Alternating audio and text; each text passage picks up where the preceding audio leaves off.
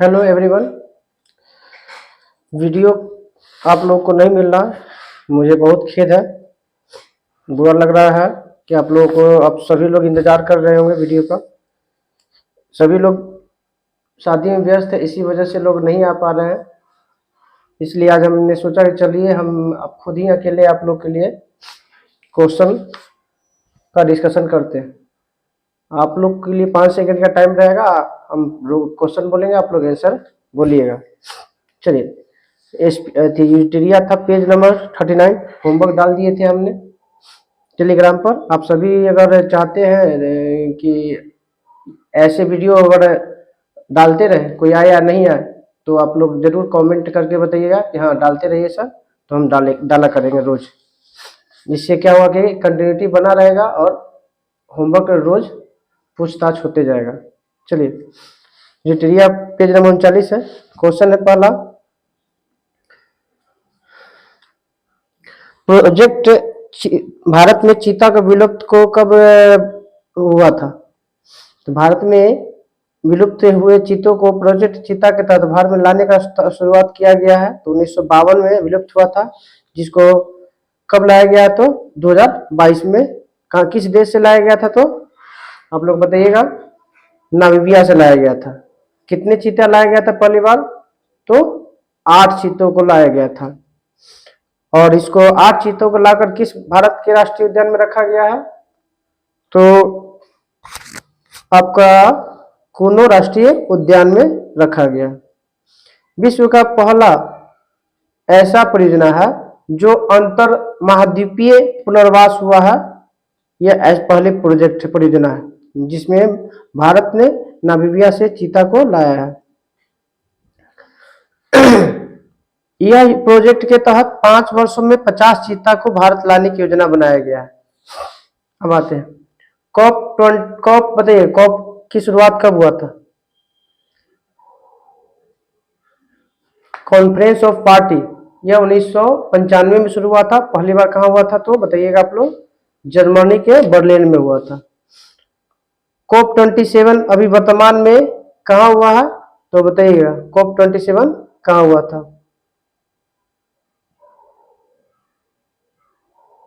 तो ये आपका मिस्र में हुआ था। कहाँ हुआ था? मिस्र में। चलिए आगे आते हैं। कॉप 26 यह कहाँ हुआ था? तो आपको ग्लासगो में हुआ था। कहाँ पे? ग्लासगो में हुआ था, जिसमें नरेंद्र मोदी जी भाग लिए थे। चलिए, कल का हम लोग को होमवर्क रहेगा पेज नंबर 40 यूटेरिया में। बताते हैं विषय क्या है। इन्वायरमेंट टू द पॉइंट है, इन्वायरमेंट से संबंधित कुछ क्वेश्चन है, उसी को इसमें इकट्ठा किया गया है। चलिए, लूसेंट में हम लोग का था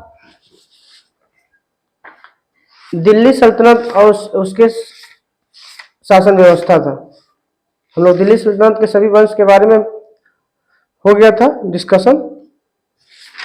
आज हम लोग का है दिल्ली सल्तनत की व्यवस्था, सल्तनतकालीन व्यवस्था। बताइएगा, दिल्ली सल्तनत में केंद्रीय प्रशासन का मुखिया कौन होता था? तो सुल्तान होता था। कौन होता था? सुल्तान। बताइएगा कि किसके समय में जो अमीर थे प्रभावहीन हो गए थे? सल्तनत काल में वो 2 राजा का नाम बताइए जिसमें अमीर प्रभावहीन हो गए थे। तो पहला थे बलबन और दूसरा अलाउद्दीन खिलजी। अमीर का चरमोत्कर्ष कब, किसके शासनकाल में हुआ था? तो लोधी वंश के शासनकाल में चरमोत्कर्ष पे था। मतलब सबसे ज्यादा वैल्यू लोधी वंश के मिला था। बताइएगा कि सल्तनत काल में मंत्री परिषद को किस नाम से जाना जाता है? सल्तनत काल में मंत्री परिषद को मजलिस ए खलवत कहा जाता है। क्या कहा जाता है? खलवत। और इसी मजलिस ए खास में ही मजलिस ए खलवत की बैठक होती है। मतलब सल्तनत काल में जो मंत्री परिषद होते हैं उसकी बैठक जहाँ होती है, उस बैठक कहाँ होती है? तो मजलिस ए खास में। और इस मंत्री परिषद को क्या कहा गया है? मजलिस ए खलवत।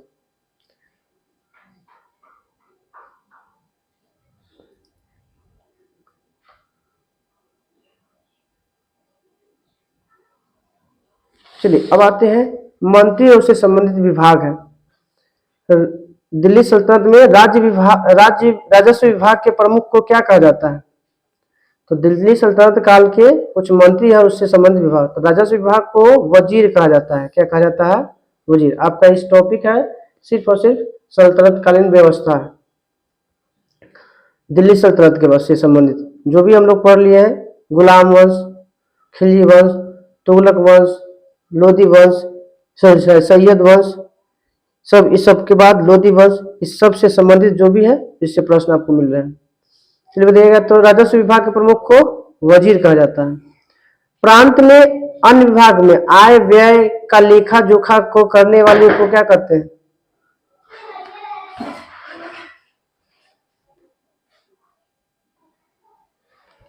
चलिए महालेखागार कहा गया है। उधार दिए गए धन के हिसाब को रखने वाले को क्या कहते हैं? मजूमदार कहा जाता है। कोषाध्यक्ष को क्या कहा जाता है इस दिल्ली सल्तनत काल में? तो खजीन कहा जाता है। क्या कहा जाता है? खजीन। बताइएगा, आरिज ए मुमालिक का और संबंध किस विभाग से है? आरिज ए मुमालिक का संबंध किससे है? तो दीवान ए अर्ज। अब पूछ देगा कि दीवान ए अर्ज का संबंध किससे है? तो सैन्य विभाग से। किस विभाग से है? सैन्य विभाग से। सद्र उस सुदूर किस विभाग से संबंधित है? धर्म एवं दान विभाग से संबंधित है। सद्र उस सुदूर किस विभाग से संबंधित है? धर्म एवं दान विभाग से। काजी उल कजात, तो पता है काजी किसको कहा जाता है? न्यायाधीश को कहा जाता है। तो किस विभाग से संबंधित होगा? न्याय का सर्वोच्च अधिकारी होता था किसके बाद? राजा के बाद, मतलब सुल्तान के बाद सर्वोच्च न्याय अधिकारी को काजी उल कजात कहा जाता है। दिल्ली सल्तनत में बताइएगा कि बरीद ए मुमालिक का संबंध किस विभाग से था? बरीद ए मुमालिक, ये सब क्वेश्चन आपको पूछे गए हैं, दरोगा, बिहार एसएससी, बीपीएससी सभी में क्वेश्चन पूछे गए हैं। तो बरीद ए मुमालिक को गुप्तचर विभाग का प्रमुख अधिकारी होता है। अब बताते हैं, बताइएगा कि वकील ए दर का संबंध किससे है? वकील तो सुल्तान के व्यक्तिगत सेवाओं को देखभाल करने से संबंधित था। वकील ए दर। दीवान ए खैरात का संबंध किससे है? तो दीवान ए खैरात का संबंध दान विभाग से है। किस विभाग से है? दान विभाग। अगला है दीवान ए बंदगान का संबंध किससे है? तो दास विभाग से है। दीवान ए बंदगान का संबंध दास विभाग से। दीवान ए इस्तिहाक का संबंध किससे है? तो आप लोग को 5 सेकंड का टाइम मिल रहा है, आप उसमें आंसर आप लोग बताते जाइएगा। दीवान ए इस्तिहाक का संबंध पेंशन विभाग से है। किससे है? पेंशन विभाग से। अब आते हैं और कुछ है, अब विभाग है और उसको बनाने वाले सुल्तान का नाम है, बताइएगा। दीवान ए मुस्तखराज पहले किस विभाग से संबंधित है और किस राजा ने बनाया था? तो दीवान ए मुस्तखराज जो है वित्त विभाग से संबंधित है और अलाउद्दीन खिलजी ने बनाया था। अगला है दीवान ए कोही का संबंध किससे है और यह किस राजा ने बनाया था? तो दीवान ए कोही कृषि विभाग से संबंधित है और बनाने वाला दिल्ली सल्तनत का राजा का नाम एमबीटी था, मोहम्मद बिन तुगलक। अगला है दीवान ए अर्ज का संबंध किससे है और किस शासक से संबंधित है? तो दीवान ए अर्ज सैन्य विभाग से संबंधित है और बलबन द्वारा बनाया गया है। दीवान ए खैरात का संबंध किससे है? तो दीवान ए खैरात का संबंध दान विभाग से अभी हम लोग चर्चा कर चुके हैं और यह एफएसटी फिरोज शाह तुगलक से संबंधित है।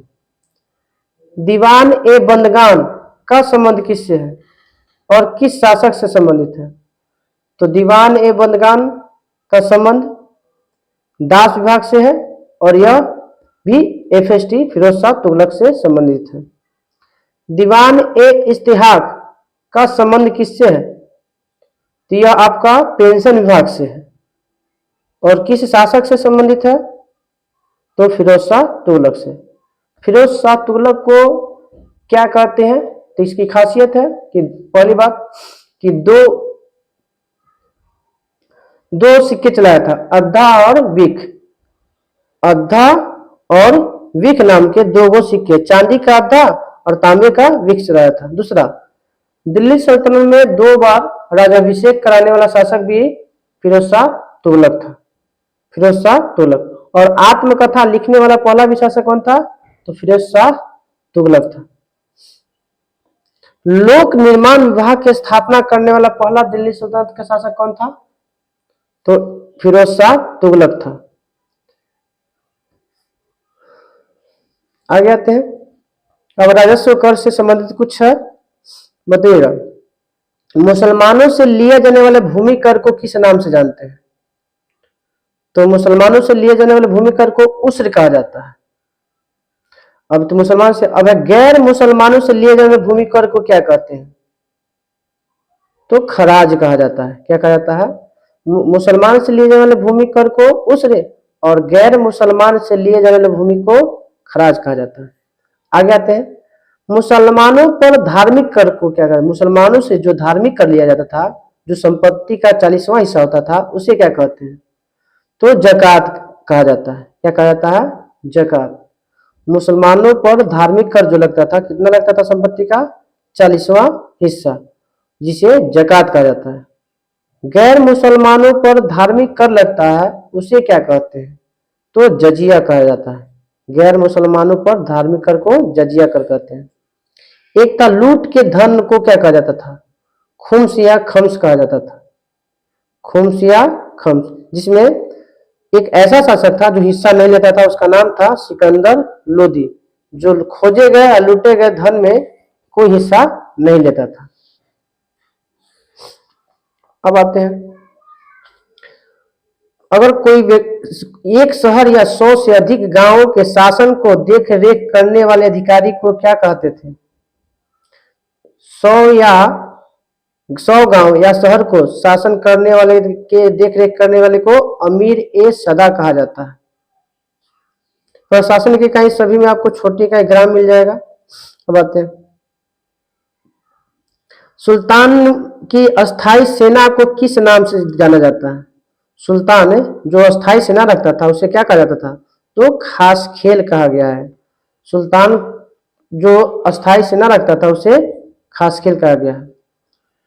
मंगोल के सेना के वर्गीकरण की प्रणाली, जो कौन सी प्रणाली सल्तनतकालीन सैन्य व्यवस्था पर का आधार बनाया गया था? वो कौन सी प्रणाली है जो मंगोल सेना से लिया गया है और जो किसके द्वारा बनाया गया? तो सल्तनतकालीन सैन्य व्यवस्था को आधार बनाया गया। तो दशमलव प्रणाली को आधार बनाया गया था। सल्तनत काल में बारूद की सहायता से गोला फेंकने वाले मशीन को किस नाम से जाना जाता था? तो सल्तनत काल में एक बारूद को गोला फेंकने वाला मशीन होता था, उसे मंगलिक और अराद कहा जाता था। मंगलिक और अराद। अब है 10 अश्वरोही बराबर कितना सर एक खेल होता है? तो सुनिएगा, 10 अश्वरोही बराबर 1 सर एक खेल, 10 सर एक खेल बराबर 1 सिपह सलार और 10 सिपह सलार बराबर 1 अमीर, 10 अमीर बराबर 1 मलिक और 10 अमीर बराबर 1 मलिक, 10 मलिक बराबर 1 खान। चलिए आगे आते हैं। अच्छी किस्म की चावल जो मंगाए जाते थे वो प्रसिद्ध था, स्थान क्या नाम था सल्तनत काल में? तो सरसूती था। सरसूती, जहां से अच्छे किस्म के चावल मंगाया जाता था। रेशम की रजाइयां फेमस था कहां से? सतगांव। नील उत्पादन के लिए कौन सा फेमस था उस समय? आगरा। और सोने चांदी और जरी काम के लिए कौन फेमस था? बनारस। ऐसे ही बनारसी साड़ी फेमस होता है वहां का। अब सल्तनत काल में अच्छी नस्ल के घोड़े कहां से मंगाए जाते थे और हाथी कहां से मंगाए जाते थे? बताइएगा आप लोग।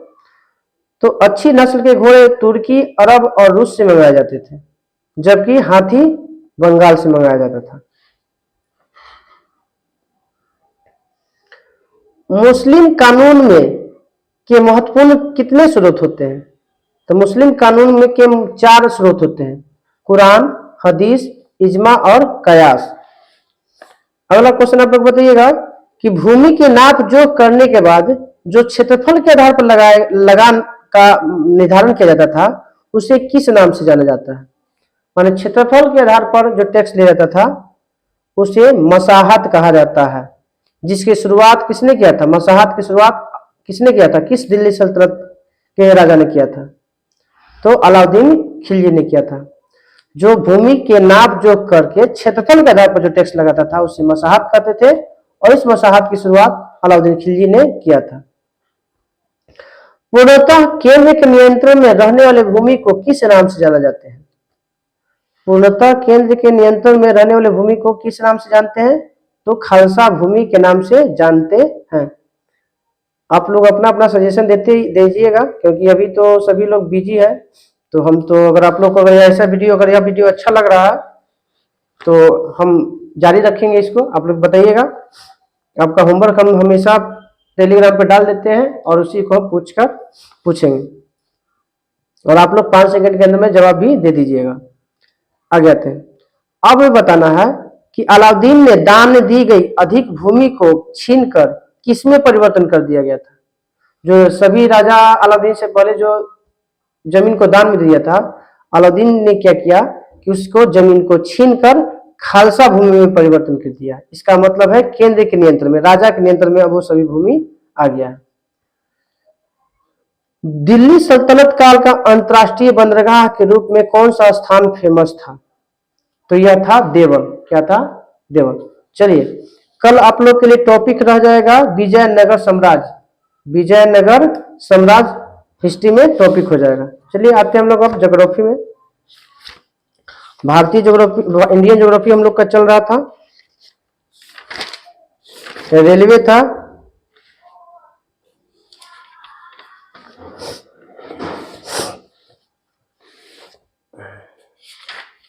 रेलवे था। चलिए बताइएगा।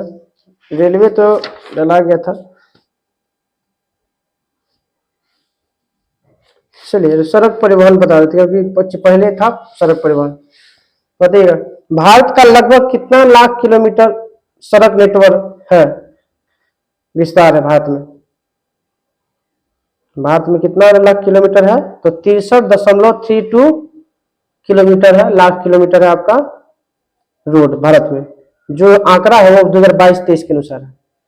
इसलिए विश्व का दूसरा सबसे बड़ा सड़क वाला देश है भारत। अब आते हैं,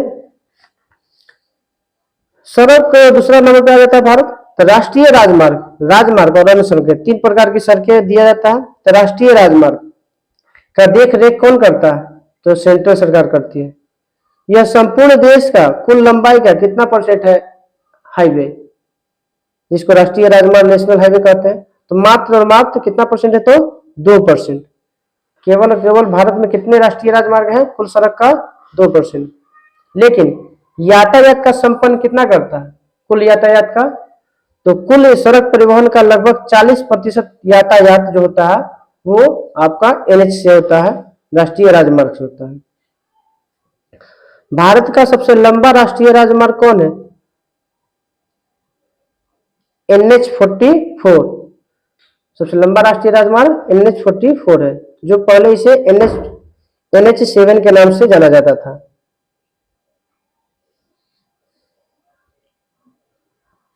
अब बताइएगा कि भारत में 0 माइल कहाँ है?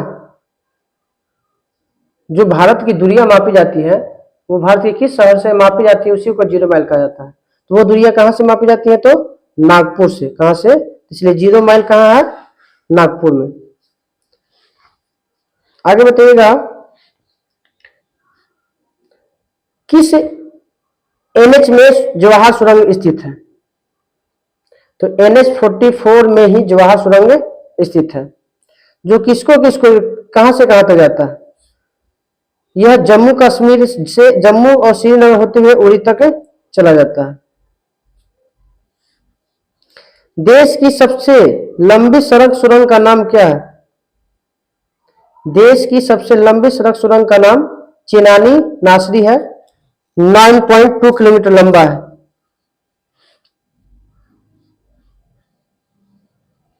भारत का सबसे लंबा केबल सेतु कहां बन रहा है? तो भारत का सबसे लंबा केबल सेतु बन रहा है गुजरात राज्य भरूच जिले में, और किस नदी पर बनाया जा रहा है? तो नर्मदा नदी पर। भारत का सबसे छोटा एनएच, एनएच 118 और एनएच 548, लंबाई 505 केवल और केवल 5 किलोमीटर है। यह झारखंड एवं महाराष्ट्र में स्थित है। झारखंड और महाराष्ट्र में, झारखंड में NH 118 है और NH 548 है आपका महाराष्ट्र में। बताइएगा कौन सा राष्ट्रीय राजमार्ग राजस्थान के मरोसा से होकर गुजरता है?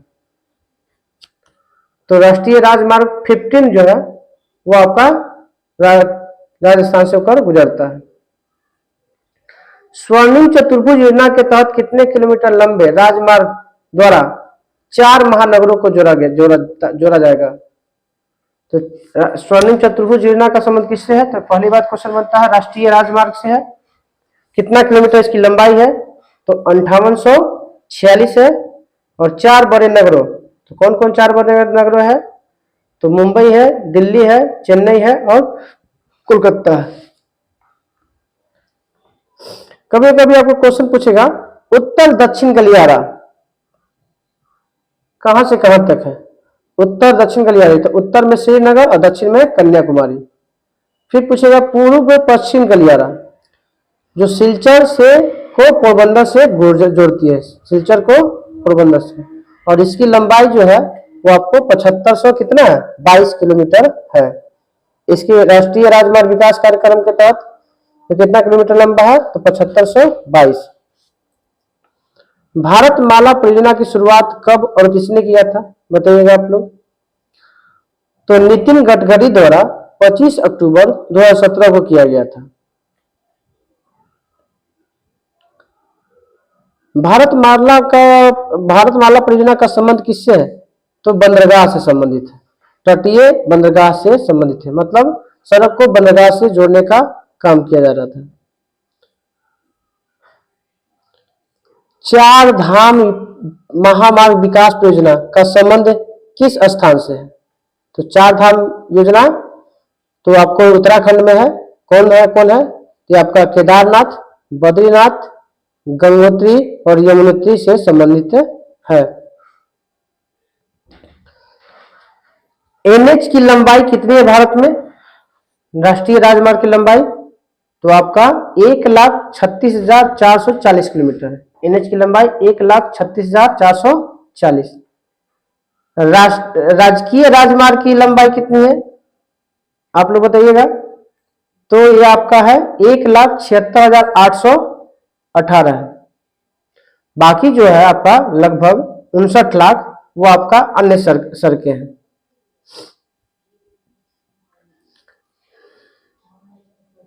राष्ट्रीय राजमार्ग की लंबाई के आधार पर प्रथम 3 सबसे अधिक लंबाई वाला राज्य कौन कौन है?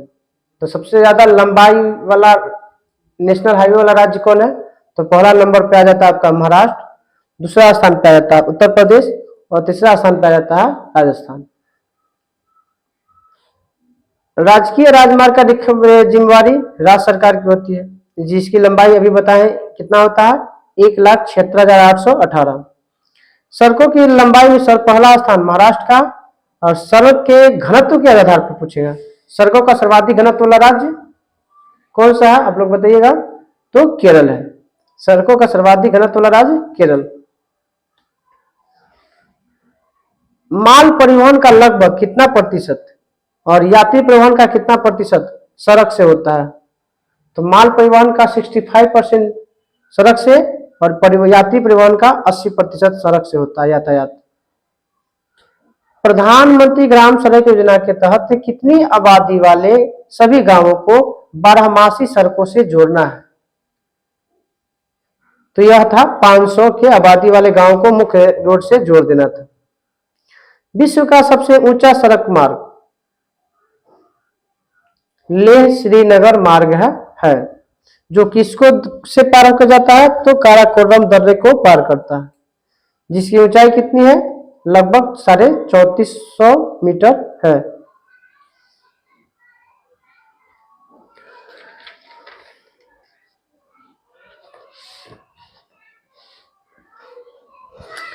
भारत दुनिया का केवल नंबर का सबसे बड़ा सड़क नेटवर्क वाला देश है। तभी बताए थे कि दूसरा नंबर का है। आप बताइएगा विश्व में सबसे ज्यादा सड़क घनत्व वाला देश कौन है? सबसे ज्यादा सड़क घनत्व वाला देश कौन है? जापान। कौन है? जापान। यहाँ पे 100 किलोमीटर वर्ग क्षेत्र में 327 किलोमीटर आपका सड़क मिलेगा। अब बताइए सड़क सीमा संगठन की स्थापना कब हुआ था? तो सीमा सड़क संगठन की स्थापना 1960 में हुआ था। एशिया का सबसे बड़ा रोपवे रज्जू मार्ग किसको किसको जोड़ता है भाई? तो जोशीमठ को औली से जोड़ता है। आप लोग बताइएगा कि उमलिंगला दर्रा कहां पे है? उमलिंगला दर्रा कहां पे है? तो ये आपको लद्दाख में स्थित है।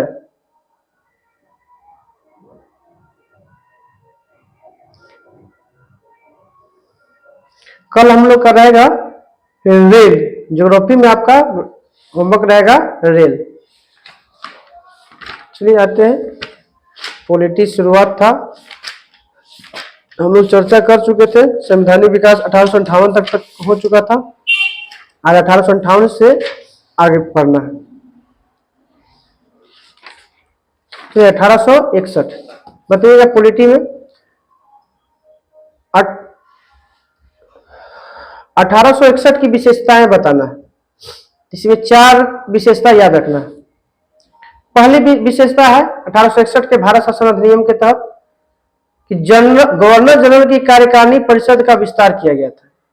तो किस अधिनियम के तहत गवर्नर जनरल की कार्यकारिणी परिषद का विस्तार किया गया? तो 1861 के भारत परिषद अधिनियम के तहत किया गया था।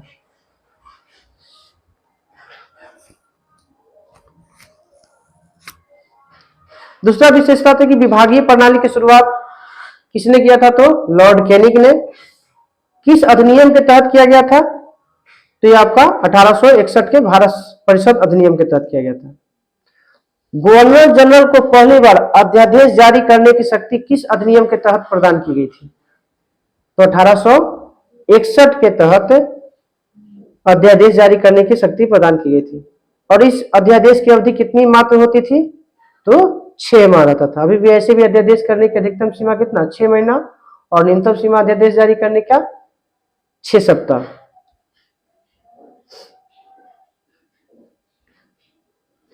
और इसमें ही पहली बार भारतीयों को प्रतिनिधि को शामिल करने की शुरुआत हुआ था, जो गैर सरकारी सदस्य के रूप में नामांकित कर सकता, जो पहली बार 1862 में लॉर्ड कैनिंग ने 3 भारतीयों को पहली बार सदस्य बनाया था। जो कहाँ के थे? बनारस के राजा थे, पटियाला के महाराजा थे, और सर दिनकर राव को विधान परिषद की मनोनीत सदस्य बनाया था। तो विधान परिषद की शुरुआत किस अधिनियम के तहत किया गया था?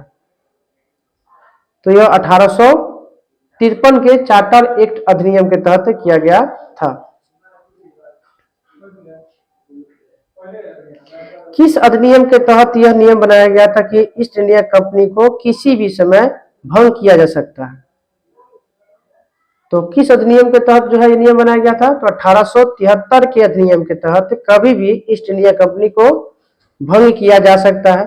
और इसको कब भंग किया गया? तो ईस्ट इंडिया कंपनी को तो 1 जनवरी 1884 को औपचारिक रूप से भंग कर दिया गया, पूरी तरह से समाप्त। शाही उपाधि अधिनियम कब लागू हुआ था? शाही उपाधि अधिनियम आपको 1876 में लागू किया गया था। कब लागू किया गया था? 1876 में। और कब महारानी विक्टोरिया को भारत की सामग्री घोषित किया गया था? तो 28 अप्रैल 1876 को महारानी विक्टोरिया को भारत की सामग्री घोषित किया गया था। अब आते हैं किस भारत परिषद अधिनियम के तहत भारत में अप्रत्यक्ष चुनाव प्रणाली की शुरुआत हुआ था? भारत में पहली बार अप्रत्यक्ष चुनाव प्रणाली की शुरुआत किस भारत शासन परिषद अधिनियम के तहत हुआ था? तो 1892 के भारत परिषद अधिनियम के तहत अप्रत्यक्ष चुनाव प्रणाली की शुरुआत हुआ था और इसी में राजस्व और व्यय अथवा पे बजट पर बहस करने तथा प्रश्न पूछने की शक्ति प्रदान की गई थी 1862 के भारत परिषद अधिनियम के तहत। अब बताइएगा, तो जल्दी जल्दी एक बार इसको रिपीट करते हैं। 1861 में क्या था? तो पहली बार गवर्नर जनरल को कार्यकारी परिषद का विस्तार किया जाएगा। 1861 की विशेषता, विभागीय प्रणाली प्रारंभ हुआ था, जो कौन शुरू किया था? लॉर्ड कैनिंग द्वारा। गवर्नर जनरल को पहली बार अध्यादेश जारी किया गया था 1861 के तहत ही, और पहली बार भारतीयों को इसमें शामिल किया गया था 1861 के तहत। लॉर्ड कैनिंग ने पोर्टफोलियो प्रणाली की शुरुआत हुआ था। विभागीय प्रणाली को इंग्लिश में पोर्टफोलियो प्रणाली भी कहा जाता है। ईस्ट इंडिया कंपनी को कब भंग करने की बात कही गई थी? तो 1873 में के तहत कभी भी भंग किया जा सकता है, और 11 साल बाद इसको 1884 में 1 जनवरी को बंद कर दिया गया था। शाही उपाधि अधिनियम कब लागू हुआ था? तो 1876 में, और इसी के तहत महारानी विक्टोरिया को 28 अप्रैल 1876 को भारत की सामग्री घोषित किया गया। 1892 की विशेषता क्या है?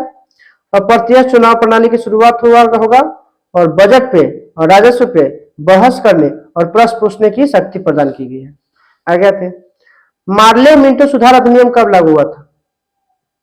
तो मार्ले मिंटो सुधार अधिनियम 1909 में लागू हुआ था। कब लागू हुआ था? 1909 में। इसकी विशेषता क्या है? तो इसमें विशेषता की पहली बार मुस्लिम समुदाय के लिए पृथक प्रतिनिधित्व की शुरुआत हुआ था।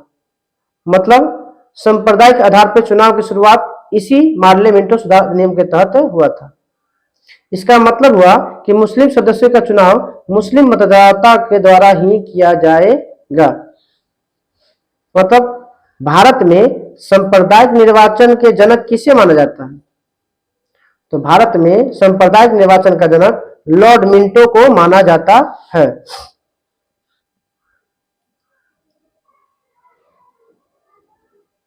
और इसी में केंद्रीय और प्रांतीय विधान परिषद में पहली बार बजट पर वाद विवाद करने, सार्वजनिक हित के विषयों पर प्रस्ताव पेश करने, पूरक प्रश्न पूछने और मत देने का अधिकार भी मिला था 1909 के तहत।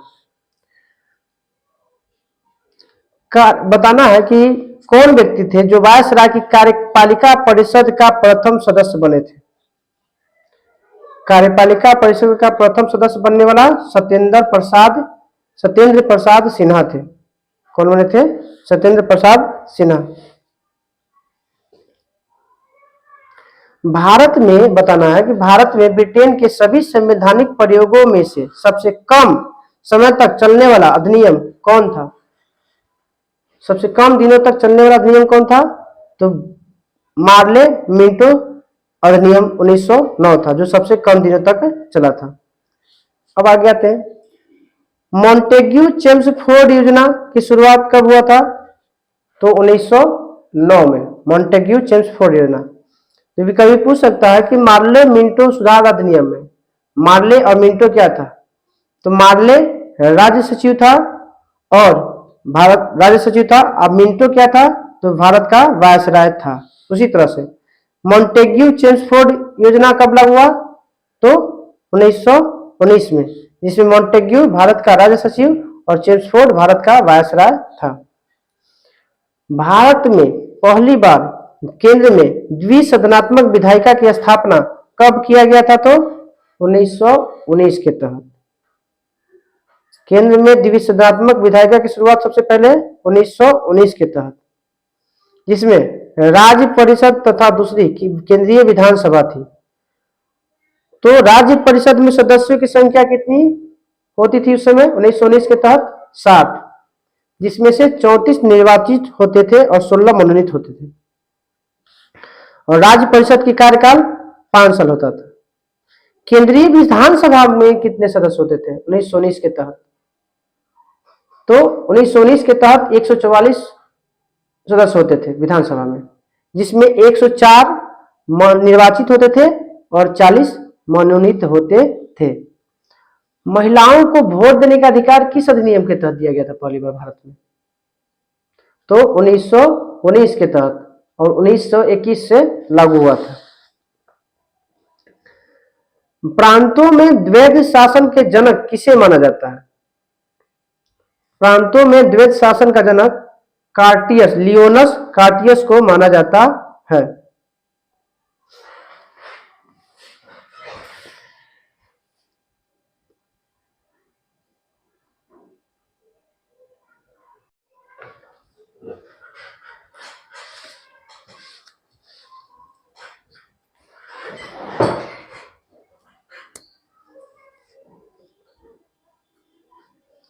चलिए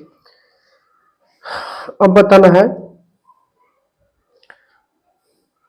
भारत में महालेखा परीक्षक की नियुक्ति किस अधिनियम के तहत किया गया था? तो भारत में महापरीक्षक की नियुक्ति 1919 के भारत शासन अधिनियम या इसी को मॉन्टेग्यू चेम्सफोर्ड सुधार अधिनियम के तहत किया गया था। बताना कि कब जो है एक लोक सेवा आयोग का गठन का प्रस्ताव किया गया था? तो भारत में सिविल सेवा सेवकों को भर्ती करने के लिए लोक सेवा आयोग का गठन की बात 1926 में हुआ था, मतलब गठन हो चुका था 1926 में। कौन से आयोग के सिफारिश पर? तो ली आयोग के सिफारिश पर सिविल सेवकों के लिए केंद्रीय लोक सेवा आयोग का गठन किया गया था, 1926 में किया गया था। किस अधिनियम में सांप्रदायिकता के आधार पर सिख, ईसाई और आंग्ल भारतीयों को शामिल किया गया और पृथक निर्वाचन में सिद्धांत को विस्तारित किया गया था? तो पहली बार मुस्लिम को लिए अलग निर्वाचन पद्धति की शुरुआत किया गया था आपको 1909 के तहत, और उसके बाद 1919 के तहत किसको किसको जोड़ दिया गया इसमें? तो सिख को, ईसाई को और आंग्ल भारतीयों को जोड़ दिया गया।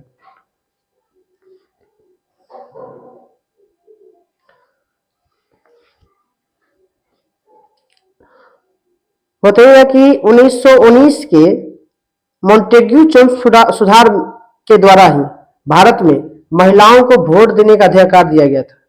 तो किस योजना के तहत? तो भारत शासन अधिनियम 1919 बोलिए या मॉन्टेग्यू चेम्सफोर्ड सुधार अधिनियम बोलिए, जिसके तहत क्या किया गया था? तो भारत में पहली बार महिलाओं को वोट देने का अधिकार दिया गया था। तो जब भारत में पहली बार वोट देने का अधिकार महिलाओं को दिया गया था, तो उस समय इंग्लैंड के राजा प्रधानमंत्री कौन था? तो लॉर्ड जॉर्ज था। कौन था? Lord George. अब आते हैं भारत शासन अधिनियम 1935। भारत शासन अधिनियम 1935, इस अधिनियम के तहत अब बताइएगा कितने अनुच्छेद, कितने अनुसूचियां थी? तो भारत शासन अधिनियम 1935 के तहत कितने अनुच्छेद? तो 321 अनुच्छेद, और कितने अनुसूचियां थी? तो 10 अनुसूचियां थी। अखिल भारतीय संघ के तहत कितने ब्रिटिश प्रांतों में और कितने चीफ कमिश्नरों में बनाना था, मिलकर बनना था 1935 के अधिनियम के तहत? तो 11 ब्रिटिश प्रांत और 6 चीफ कमिश्नर में बनना था। आप लोग बताइएगा कि भारत शासन 1935 के तहत भारत में जो भी 7वीं अनुसूची में 3 सूची का चर्चा होता है, संघ सूची, राज सूची और समवर्ती सूची। तो वर्तमान में अभी अभी संघ सूची में 100 विषय है, राज सूची में आपका 61 विषय है और समवर्ती सूची में आपका 52 विषय है। तो 1935 के तहत कितने कितने थे?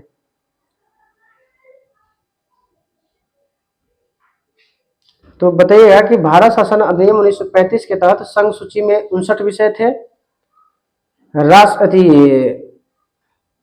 संघ सूची में 59 विषय, राज सूची में 54 विषय और समवर्ती सूची में 36 विषय थे।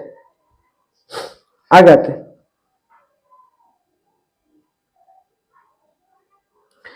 प्रांतों में द्वैध शासन व्यवस्था का अंत किस अधिनियम के तहत किया गया था?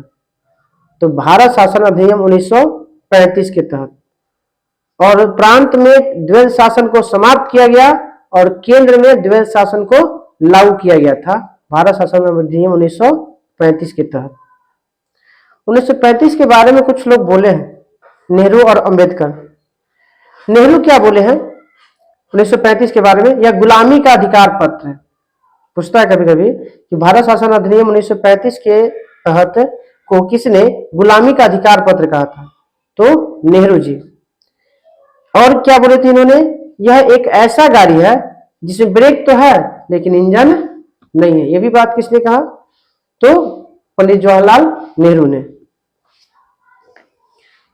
मुझे अंबेडकर ने क्या कहा कि मुझे इस आरोप के संबंध में कोई क्षमा नहीं मांगनी है कि संविधान के प्रारूप में गवर्नमेंट ऑफ इंडिया एक्ट 1935 के बारे में बड़े विभाग को पूरा उत्पादित कर दिया गया है। यह किस संविधान संशोधन के तहत, संविधान संशोधन नहीं, संवैधानिक व्यवस्था के तहत किया गया था? ये भी इसके बारे में कहा गया है। तो अम्बेडकर ने इसे भारत शासन अधिनियम 1935 को कहा गया। और क्या क्या किया गया था इसमें भारत शासन अधिनियम 1935 के तहत? तो संघीय न्यायालय की व्यवस्था किया गया था, भारत शासन परिषद का अंत किया गया था और सांप्रदायिक निर्वाचन की पद्धति को विस्तार किया गया था, जिसमें क्या क्या शामिल किया गया? दलित, जातियों, महिला, मजदूर वर्ग को शामिल कर लिया गया था। इसके अलावा बर्मा को भारत से अलग करने का प्रस्ताव भारत शासन अधिनियम 1935 के तहत ही किया गया था। इसके अलावा साख नियंत्रण, मुद्रा नियंत्रण करने के लिए भारत में एक बैंक की स्थापना हुआ जिसको हम लोग कहते हैं आरबीआई, जिसकी स्थापना हुआ था 1935 में। आरबीआई की स्थापना किस आयोग की सिफारिश पर हुआ था? तो हिल्टन आयोग के सिफारिश पर किया गया था। अब है कि भारत सरकार अधिनियम 1935 के कारण बंबई से सिंध प्रांत का निर्माण हुआ था। तो बंबई से ही कट के कौन बना था? सिंध प्रांत। अब आते हैं भारत शासन अधिनियम, भारतीय स्वतंत्रता अधिनियम 1947। ब्रिटिश संसद में भारतीय स्वतंत्रता अधिनियम कब प्रस्तावित किया गया था? तो भारत की आजादी का प्रस्ताव ब्रिटिश के संसद में कब प्रस्तावित किया गया था? तो 4 जुलाई 1947 को। और कब यह स्वीकृत किया गया था ब्रिटिश संसद के द्वारा? तो 14 दिन के बाद 18 जुलाई 1947 को स्वीकृत किया गया था। और इस अधिनियम में कितने धाराएं थी? भारतीय स्वतंत्रता अधिनियम में कितने धाराएं थी? तो 20 धाराएं थी।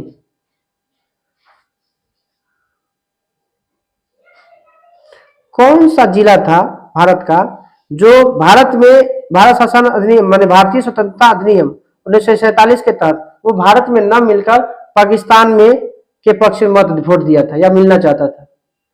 तो असम के एक जगह है सिलहट जो पाकिस्तान की तरफ है वोटिंग किया था। कल हम लोग का हो जाएगा भारतीय संविधान सभा का विस्तार पॉलिटी में रहेगा। चलिए आते हैं हम लोग एसपीडी में, वन लाइनर है, फटाफट हम लोग का रिवीजन हो जाएगा।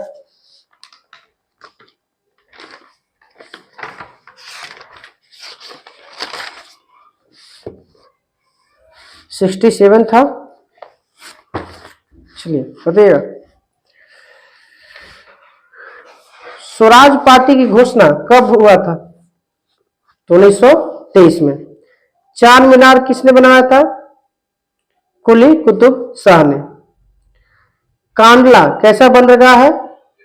तो ज्वारीय बंदरगाह है। सर्वाधिक सोने के सिक्का किस वंश के शासनकाल में लागू किया गया था? तो गुप्त काल के शासनकाल में लागू किया गया था। जर्मनी की मुद्रा को क्या कहते हैं? तो ड्यूस मार्क कहते हैं। आप लोग भी जल्दी जल्दी क्वेश्चन का आंसर दीजिएगा, हम थोड़ा सा रुक रुक के बोलेंगे जिससे आपको भी। औरंगजेब के शासनकाल में मराठा किसको फांसी सजा के दी गई थी? औरंगजेब ने किसे दिया था? तो संभाजी को फांसी दी थी। किस देश को लैंड ऑफ थंडरबोल्ट कहा जाता है? तो भूटान को।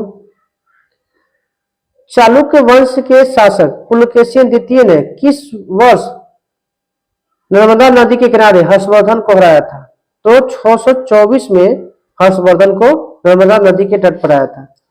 गुरु अर्जुन देव किसके समकालीन थे? तो गुरु अर्जुन देव जहांगीर के समकालीन थे जिन्होंने मरवा दिया था। होयसलों की राजधानी कहां थी?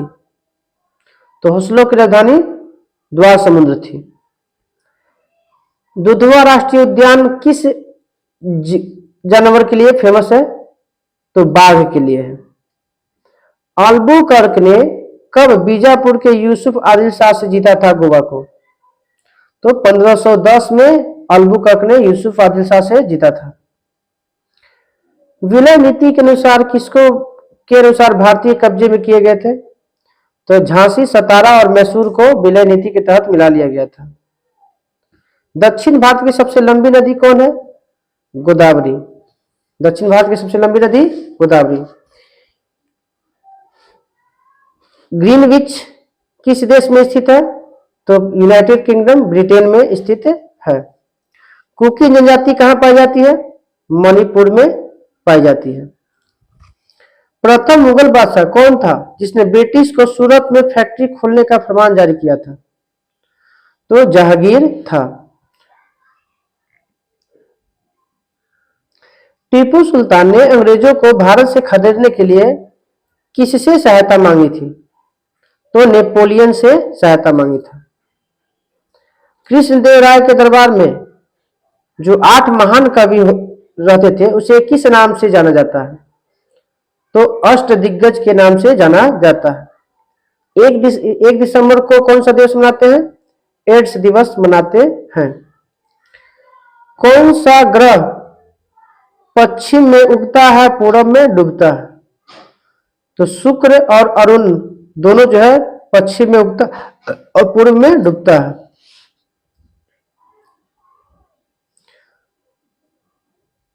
पांड्यों की राजधानी कहां थी? मैदुरे। पांड्यों की राजधानी मैदुरे थी।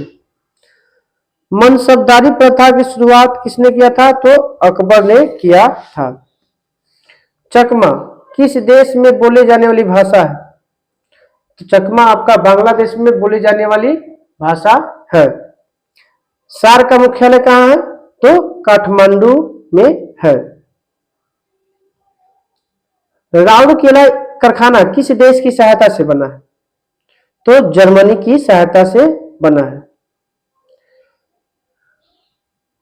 नाफ्था झाकरी परियोजना किस नदी पर है और किस राज्य में है?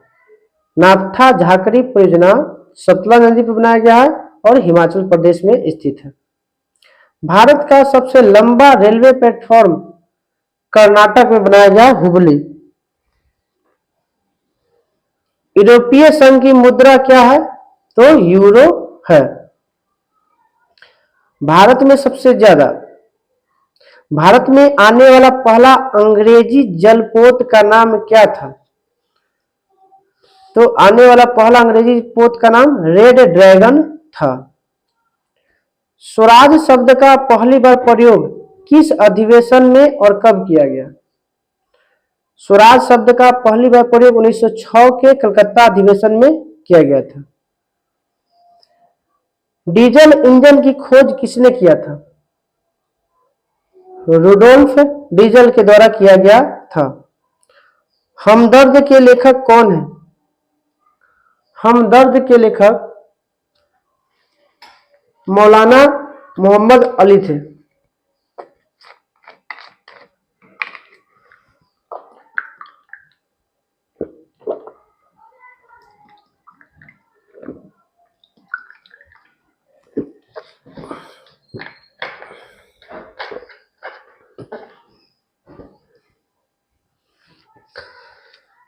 भटनागर पुरस्कार किस क्षेत्र में दिया जाता है? तो विज्ञान के क्षेत्र में दिया जाता है। डीएनए का फुल फॉर्म क्या है? Deoxy nucleic acid, deoxyribonucleic acid. ध्वनि के शोरगुल को किस में मापा जाता है? ध्वनि के शोरगुल को डेसिबल में मापा जाता है। पृथ्वी का पलायन वेग का मान कितना है? 11.2 किलोमीटर पर सेकेंड। चंद्रमा का पलायन वेग का मान कितना है? 2.37 किलोमीटर पर सेकेंड है। सूर्य का पलायन वेग का मान कितना है? तो 42 किलोमीटर पर सेकेंड है। रंगून किस नदी के तट पर स्थित है? तो रंगून इरावदी नदी के तट पर स्थित है। एगाडो संख्या का मान कितना होता है? 6.023 गुने 10 के पावर 23। हमारे भोजन में लौह तत्व का प्रमुख स्रोत किसमें सबसे ज्यादा लोहा पाया जाता है? तो पालक में। पिन कोड की शुरुआत भारत में कब हुआ था? तो 1972 में। शहद में का प्रमुख अवयव कौन होता है? शहद में सबसे ज्यादा फ्रक्टोज पाया जाता है। अब हम लोग को कुछ भारत के संविधान के प्रमुख स्रोत है, कहां से लिया गया है? तो अमेरिका के संविधान कब लागू किया गया था? तो 1989 में। अमेरिका का संविधान सबसे पहले आप बताइएगा कि कब बना था, कब? तो 1787 में। और 2 साल बाद अमेरिका का संविधान लागू हुआ था 1789 में। और इसी 1789 में एक क्रांति शुरू होती है, फ्रांस की क्रांति। अब अमेरिका से क्या क्या लिया गया है? तो अमेरिका के संविधान से हमारे संविधान में न्यायिक पुनरावलोकन लिया गया, मौलिक अधिकार लिया गया है, राष्ट्रपति पर महाभियोग की व्यवस्था लिया गया है, उच्चतम न्यायालय और संविधान की सर्वोच्चता लिया गया है, और स्वतंत्र न्यायपालिका लिया गया है। ये सभी के सभी शब्द हमारे संविधान में किस देश से आया है? तो अमेरिका के संविधान से। कनाडा का संविधान में से क्या लिया गया? तो संघात्मक शासन व्यवस्था और अवशिष्ट शक्तियां किस देश के संविधान से लिया गया? तो कनाडा के संविधान से। आयरलैंड से क्या लिया गया? तो 2 बातें लिया गया।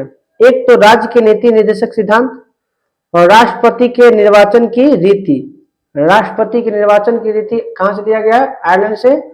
और राज्य के नीति निर्देशक सिद्धांत भी आयरलैंड से। अब इंग्लैंड के संविधान से क्या लिया गया? एक तो आपका पहला संसदीय शासन व्यवस्था लिया गया है, विधि निर्माण प्रक्रिया लिया गया है, एकल नागरिकता लिया गया है, राष्ट्रपति की संवैधानिक स्थिति लिया गया है, द्विसदनात्मक व्यवस्था लिया गया है, बहुमत के आधार पर जीत की व्यवस्था लिया गया है। ये सभी के सभी कहां से लिया गया? तो ब्रिटेन के संविधान से। जर्मनी के संविधान से क्या लिया गया है? तो आपात उपबंध लिया गया। क्या लिया गया है? आपात उपबंध। संविधान संशोधन कहां से लिया गया है? तो दक्षिण अफ्रीका के संविधान से लिया गया है। मौलिक कर्तव्य किस देश के संविधान से लिया गया है? तो रूस के संविधान से लिया गया है। गणतंत्रात्मक शासन व्यवस्था किस देश के संविधान से लिया गया है? फ्रांसीसी संविधान से। फ्रांसीसी संविधान से। अब प्रस्तावना कहां से लिया गया? तो आपका ऑस्ट्रेलिया से। समवर्ती सूची कहां से लिया गया? ऑस्ट्रेलिया से। शक्ति का विभाजन भी कहां से लिया गया? ऑस्ट्रेलिया से। अब जापान का से क्या लिया गया है? विधि द्वारा स्थापित प्रक्रिया। विधि द्वारा स्थापित प्रक्रिया लिया गया आपका कहां से? तो जापान से। अब आते हैं भारतीय संविधान की अनुसूची। पहली अनुसूची में किसकी चर्चा है? तो आप लोग बताइएगा, संघ एवं राज्यों का उल्लेख। दूसरी अनुसूची का संबंध किससे है? तो वेतन से है। किससे है? अब किनका किनका वेतन की चर्चा है? तो राष्ट्रपति,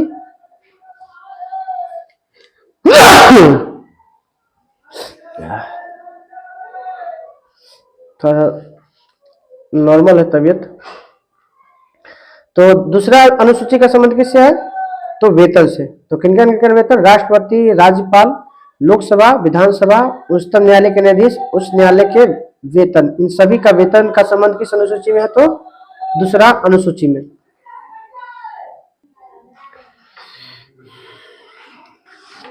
आप लोग को अब कभी भी वीडियो नहीं बंद होगा। अगर आता है ठीक, नहीं तो लाइब्रेरी अगर चालू हो जाता है तो मिलेगा, नहीं तो वैसे ही आप लोग को होमवर्क रोज पूछ दिया जाएगा। आप लोग भी थोड़ा सा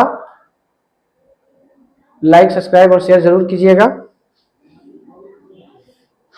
आप ही के सहयोग से हमको अच्छा लगता है, इसलिए आप लोग भी थोड़ा सा हेल्प कीजिएगा। चलिए, तीसरी अनुसूची का संबंध किससे है? तो दूसरा में वेतन से संबंधित है, तीसरा में शपथ। तो तीसरी अनुसूची का संबंध किससे है? शपथ से। तो कौन के किनके इनके? राष्ट्रपति, उपराष्ट्रपति, न्यायाधीश के शपथ की बात चर्चा किया गया है। चौथी अनुसूची का संबंध किससे है? तो विभिन्न राज्यों में राज्यसभा के आवंटन से है। राज्यसभा में राज्यसभा के सीटों का बंटवारा का संबंध किस अनुसूची में है? तो चौथी अनुसूची में। पांचवी अनुसूची में संबंध किससे है? तो पांचवी अनुसूची में एससी और एसटी के जनजातियों के प्रशासन से संबंधित है।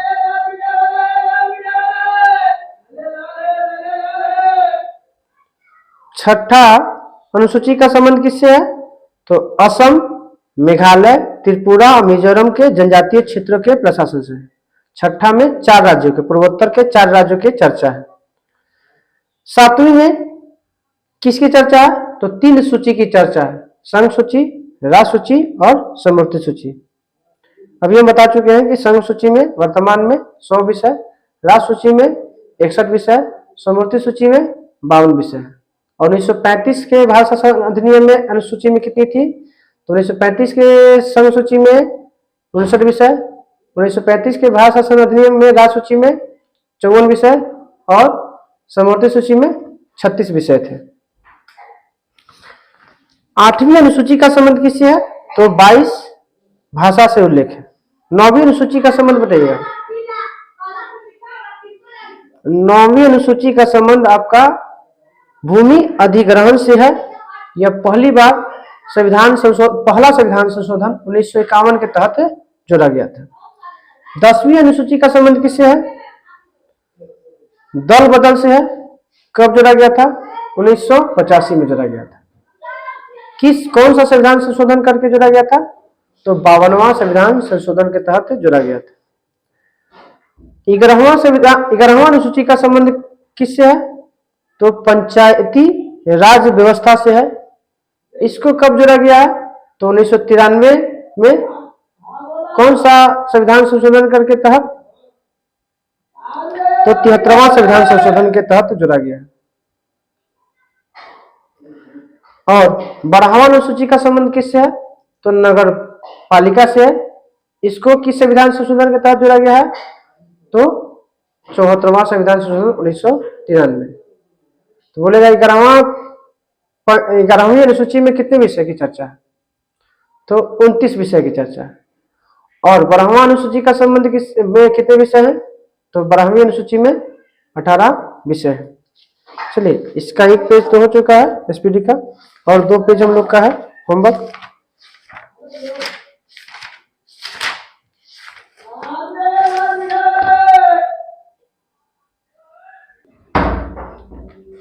कल का होमवर्क रहेगा पेज नंबर एसपीडी का 68 है, जिसमें आपका महत्वपूर्ण राष्ट्रीय दिवस दिया गया है,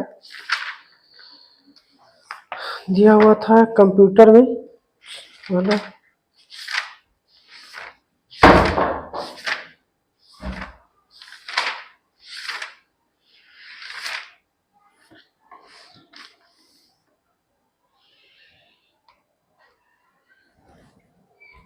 चलिए, कंप्यूटर वाला कल आप लोग को याद करके आइए, उसके बाद ही पूछ देंगे।